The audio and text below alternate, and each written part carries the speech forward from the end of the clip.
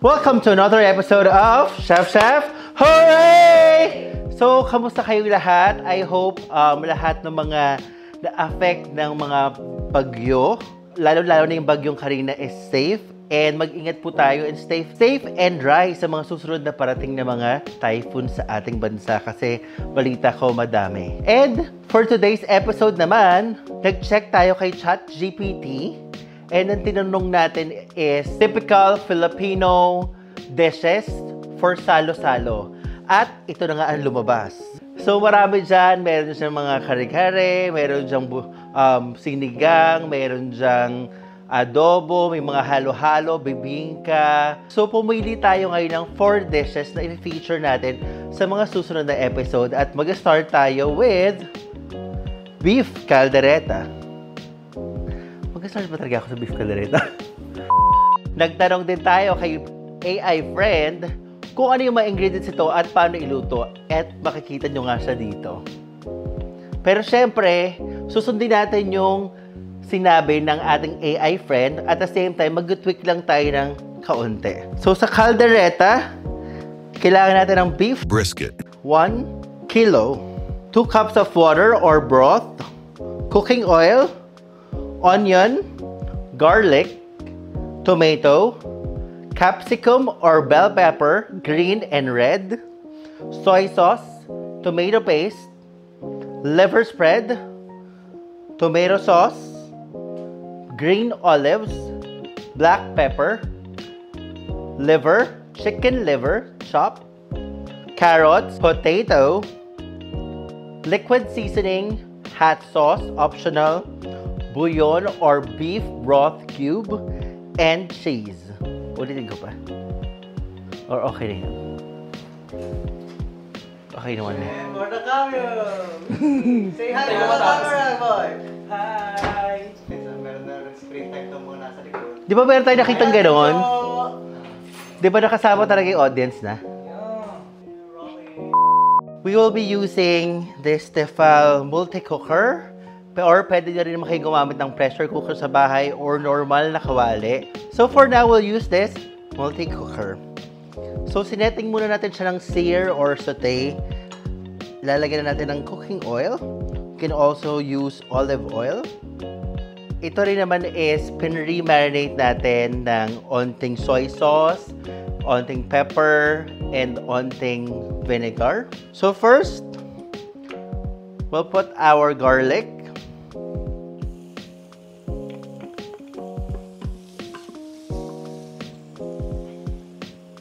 Onion.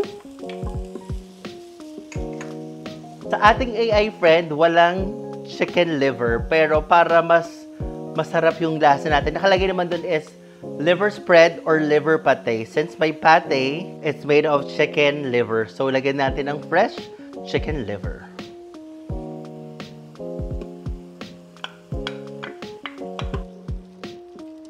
Let's just saute it. And let us wait until medyo mag-brown siya. And now, pwede na natin lagay yung ating beef brisket,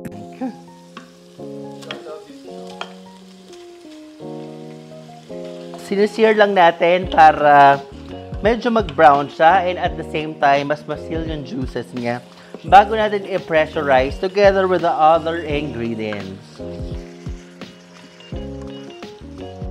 Iwan muna natin until medyo mag-brown. We can add a little bit of salt,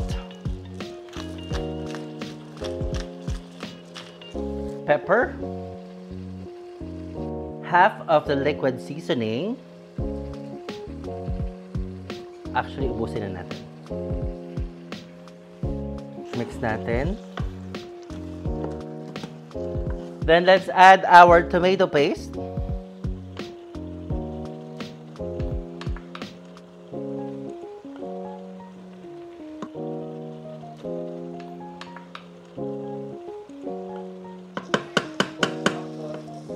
Hintayin lang natin siya medyo magmantika. And then we can place our remaining ingredients such as yung tomato sauce, water, liver spread, bouillon, and other ingredients. Tapos, option nyo naman kung gusto nyo yung tomato and carrots is either i-fry natin or isasama natin dyan. Pero for me, okay na isama natin siya pagpatapos na. Since pag fry natin, baka magmukhang mechado siya.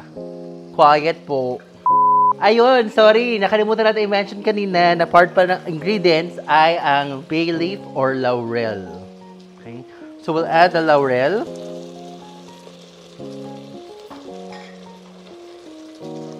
Nakikita nyo, nagmamantika na siya, naamoy ko na siya. So, we can add our tomato sauce.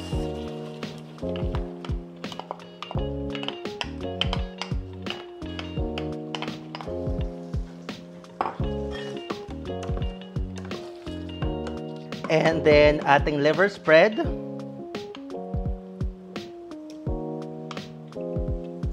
Ang ating beef broth cubes. And a little of tomatoes. Pwede nyo na siya isaute along with the garlic and onions. And water.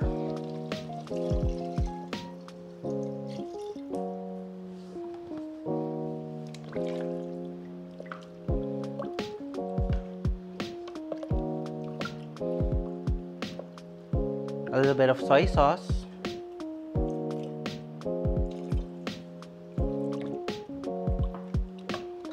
At cover na natin at i-pressurize. Papalitan lang natin setting ng ating multi-cooker. By the way, hindi po sponsored ang ating multi-cooker. Medyo madali lang siyang gamitin, kaya ginagamit ko siya. Tapos yung pressurize ng ating beef. Actually, na-eject na rin natin yung pressure. Now, ang ginagawa natin is we're thickening the sauce. So, while thickening the sauce, para hindi ma-overcook yung ating meat, kukunin ko na siya. So, here.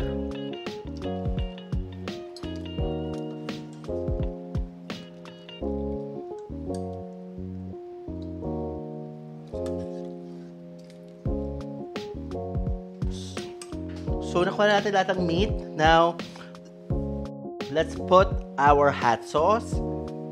Yung hindi mahilig sa maanghang, pwede naman huwag kayo maglagay ng hot sauce. We'll put a little bit more of our liquid seasoning. And itong ating carrots and potato, pwede na natin lagay dito.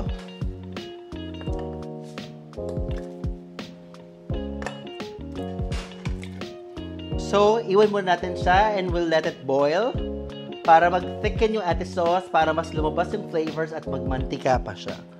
So, I will cover this. Isasaute lang natin ng onte yung ating capsicum or bell peppers na green and red. We'll put some oil and our capsicum.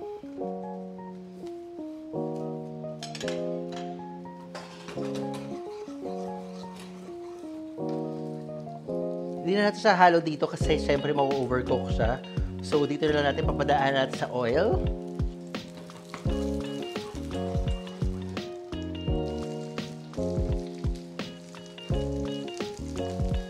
Yan. And later, we'll shred some cheese on top para sa ating final product. And together with our olives. So, while waiting ma-thicken yung ating sauce, i-remove na rin natin yung ating potatoes and carrots kasi luto na siya.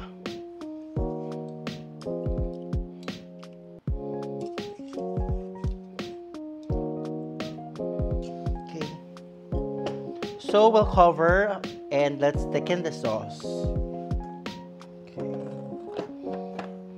Ayan, tin-transfer na natin from our multi-cooker yung ating kaldereta. And dalagay na natin ulit yung nilagay ko na kanina yung carrots and potato. And babalik ko na yung ating meat. Here. Siyempre tayo ko na to. So, ayan.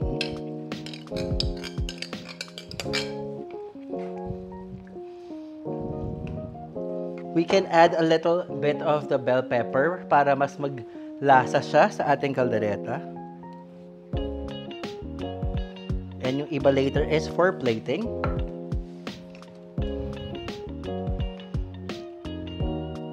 And we're ready to plate.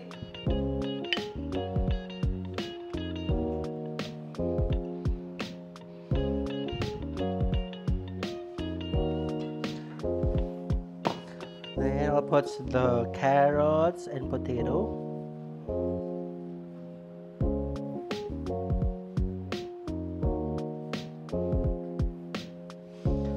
Some bell pepper.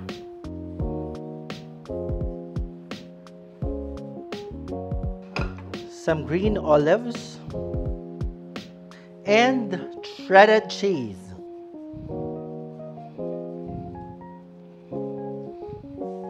Almost ready na yung ating beef caldereta. Lalagyan na natin ng oregano for garnish. And this is how you make beef caldereta.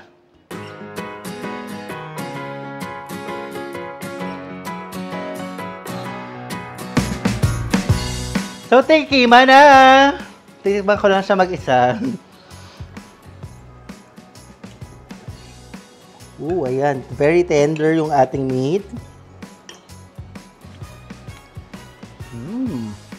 It melts in your mouth. That's very flavorful siya. Masarap sa kanin. Piling ko wala ko ng kanin. And magpapabalance sa atin yung vegetables on the side and syempre yung ating green olives. If nagustuhan nyo ang recipe na to, together with the help of AI, na in-enhance lang natin, please comment down below. And please don't forget to like, share, and subscribe. And kung meron kayong request no other recipes, please comment down below as well. At meron pa tayong natitirang mga dishes from our list na typical Filipino dishes. So see you again next time, only here at Chef Chef Hooray!